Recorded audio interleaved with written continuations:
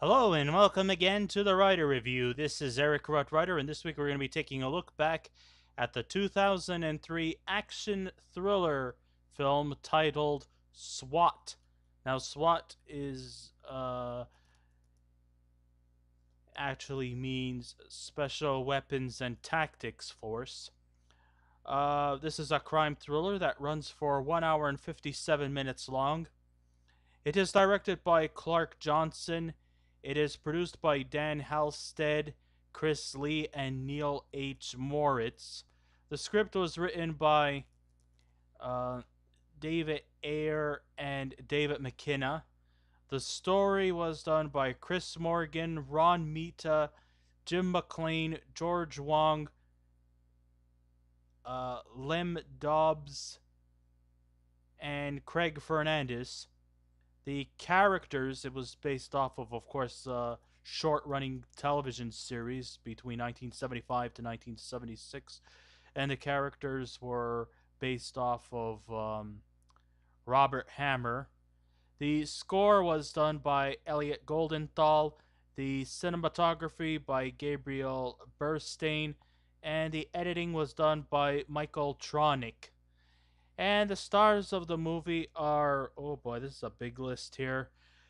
Let's see if I can get them all done. We have Samuel L. Jackson, Collin Farrell, Michelle Rodriguez, LL Cool J, Olivier Martinez, Jeremy Renner, Josh Charles, Brian Van Holt, Ken Daritian, Reg E. Cathy, Larry Poindexter, Paige Kennedy, Dominic Lombardozzi, and Jeff Wincott, plus also original cast members from the TV series SWAT also makes an appearance there. Steve Forrest, who plays a SWAT truck driver near the end of the movie, is in there, and Rod Perry, who played the original uh, Deacon K, is playing LL Cool J's father in there. So there is some cameos from the original cast members, and I guess if that's a cool thing about this movie, uh, that might be a plus to an otherwise somewhat awkwardly structured movie. So it goes a little something like this. The little facial expressions on the main cast can indicate where the movie SWAT is going. From Samuel L. Jackson's macabre smile to Colin Farrell's airy moment of stillness to Michelle Rodriguez's fearless glower. Sure, they make those expressions like this movie has a lot to offer, but this film lives up to its abbreviated title. It all means total squat. And sure, the performers can pose in their stances and look fearless and intimidating, but the story, based loosely off of the 1970s television series, doesn't do justice because the action is awkward and forgettable, and the crew behind it gave me the impression that they're on sabbatical. And though the film isn't the worst movie I've ever seen, it still doesn't deserve any kind of praising from me. It's just really slop choppy with a lot of style but very, very little substance. Okay, so the diversification of the characters' traits might shed a bit of light towards the movie SWAT. As you see, Samuel L. Jackson, he plays the role of Sergeant Dan Hondo Harrelson, who collaborates a squad of dedicated and determined criminal fighting cops. Among his squad members are the solemn but intense officer Jim Street, played by Colin Farrell, and the tough and fearless Christina Sanchez, played by Michelle Rodriguez.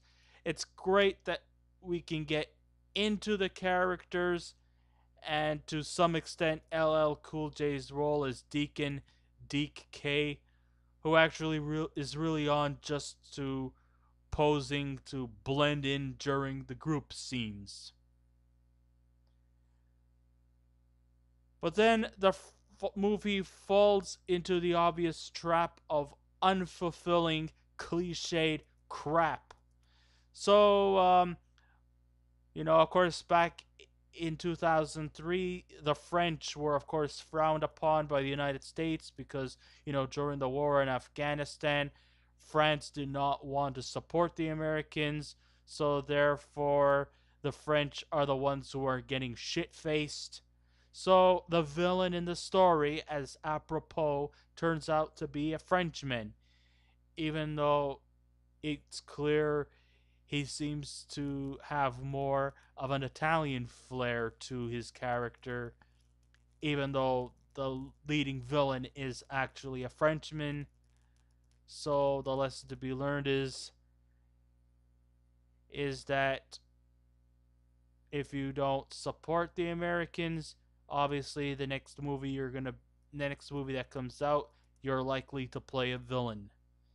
And that's exactly what we get out of the leading villain character, who is Alexandre Montel, played by Olivier Martinez. Olivier Martinez is a French gangster named Alexander Montel who storms into the Los Angeles scene no sooner does he slash his crime boss uncle by the throat while having dinner together and chimes, "You take my money, I take your life."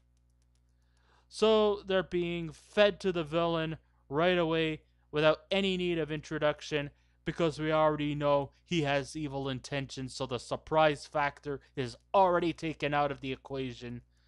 And yet, the only offensive misdemeanor he has committed to was getting pulled over for a bad taillight and spends the majority of the movie clad in a prison jumpsuit where he makes a bounty that if anybody could set him free, you will get the reward of about $1 million.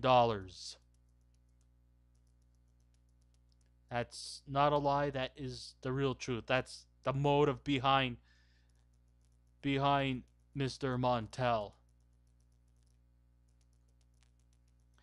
They also sort of seem to playfully set up a romantic entanglement between Street and Sanchez.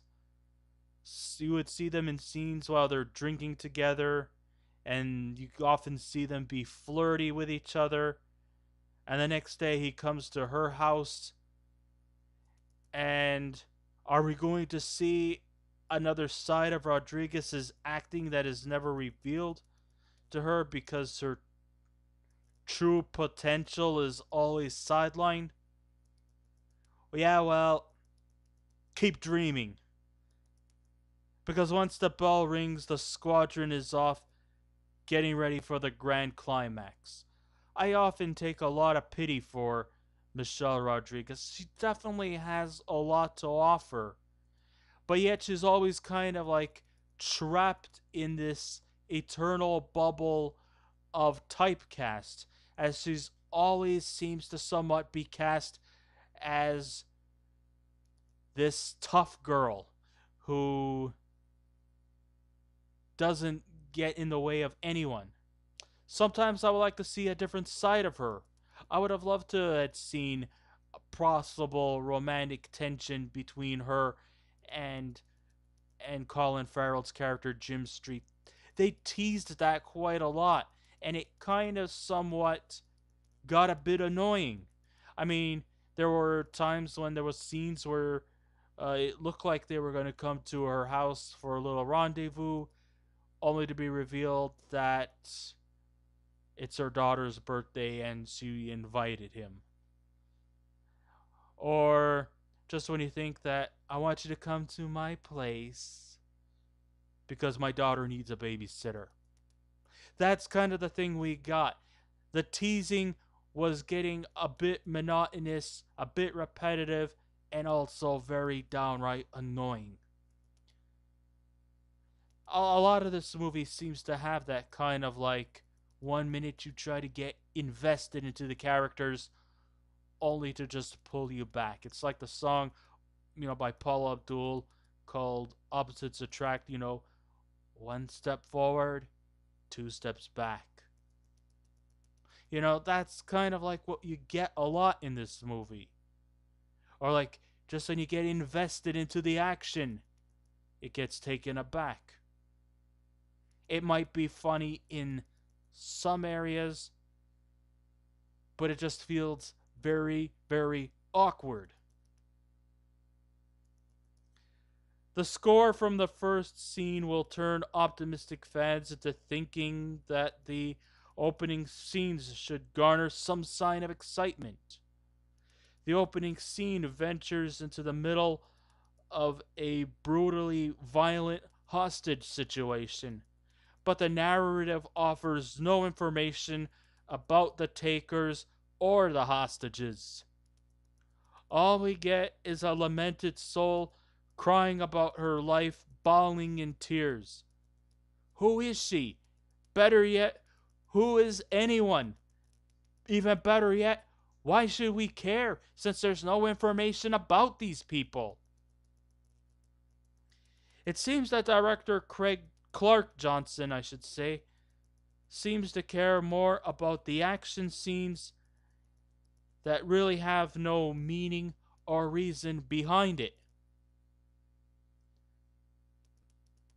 Even though we are enlightened to know which cop drinks Dr. Pepper and which one consumes a lot of junk food, it fails to inform its audience as to why Montel is a deviant criminal, or even give a damn if he should be locked up or roamed free.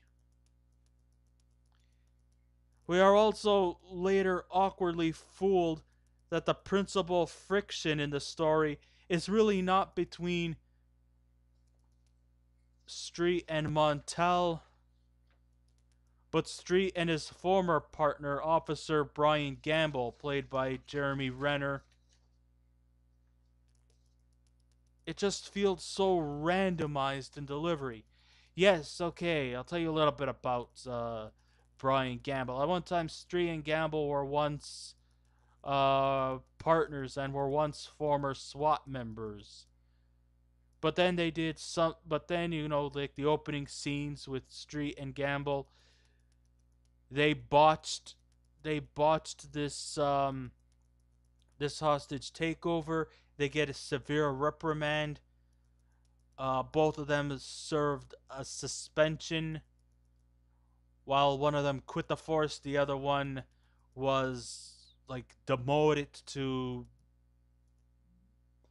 like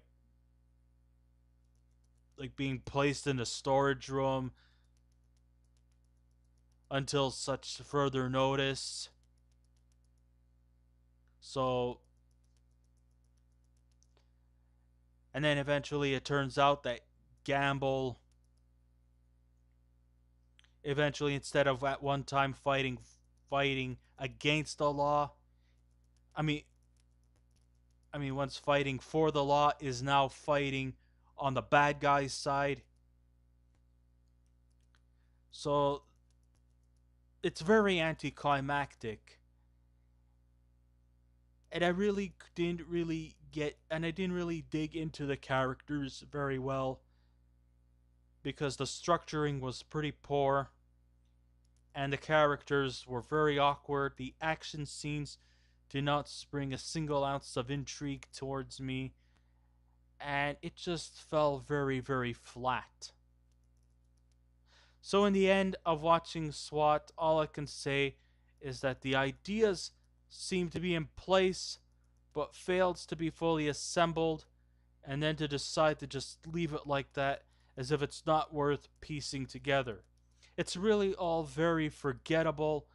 The talent pool of accomplished performers would be better if they never added this movie to their credit on a resume.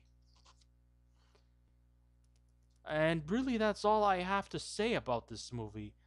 I know this is not like one of my more longer reviews, which seem to go on for about 25 minutes to 30 minutes. I'm going to have to shorten this one because I really don't have a lot to say about this movie except that I just cannot recommend the movie. It was just really poorly developed, poorly structured film. I mean, the TV series that came on between 1975 to 76 was not really that great of a television series. There was far better crime dramas out there. If I could actually say any good things about this, it was great that they considered putting a couple of original members from the TV series to make cameo appearances, which actually may show that they had a little bit of respect by putting Steve Forrest and Reg Perry. Did I say Reg Perry or is it Rod Perry? Rod Perry. I'm sorry about that. Into the movie, but I can't really recommend this movie because it just did not live up to my standards of approval. I don't mind television to film adaptations, but if you're not going to execute it very well and you don't really care about the script or the characters or the flow of the story, then why should I care?